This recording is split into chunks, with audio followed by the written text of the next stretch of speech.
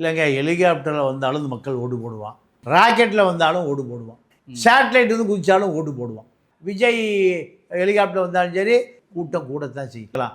By car வழியாகவோ caravan van வழியாக போனால் 10 தொகுதி பார்க்க முடியாது. ஒரு தொகுதிக்கு ஒரு ஒரு இடத்துல மக்களை கூட்டலாம்.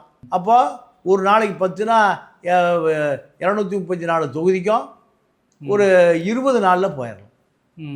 ஒரே நாளில் காலையிலேருந்து ராத்திரி வரைக்கும் ஒரு 10 இடத்த பார்க்கலாம்.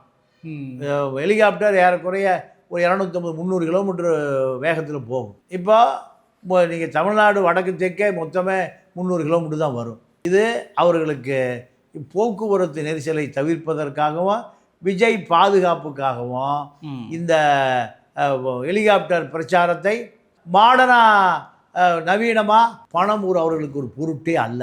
பணம் ஏன்னா 200 கோடி ரூபா வாங்குகிற நடிகன், இந்த நடிகனை பாதுகாக்கணும். நடிகன் மீது சிறு கீறல் விழுந்தாலும் பலாயிரம் கோடி நட்டம். அப்போது ஆர்வ கோளாறில் மக்கள் போய் கையை பிடிப்பான், நசுக்குவான், தொட்டு பார்ப்பான், கிள்ளி வைப்பான். இப்போ ஹெலிகாப்டர்னா நீங்கள் ஹெலிபேர்டுலேருந்து நேரடியாக மேடைக்கு வந்துடலாம். மேடைக்கு பக்கத்திலே ஹெலிபேர்டு போட்டுருவான்.